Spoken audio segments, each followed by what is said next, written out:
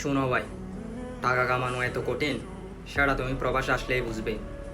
টাকা কামানো যদি সহজ হতো তাহলে মানুষ দেশে কিছু একটা করতো। আসলে ভাই, টাকার মূল্য তখনই বুঝতে পারবা যখন তুমি প্রবাসে আসবা। এই প্রবাসে টাকা কামানো এমন যে কঠিন সেটা তুমি বুঝতে পারবে না দেশে থাইকা। কেন বলছি জানো? তুমি এই প্রবাসে টাকা কামাইতে আসবা, তোমার ঘুম হারাম হয়ে যাইব। তুমি নিজেও জানবে না তোমার শরীর কী অবস্থা।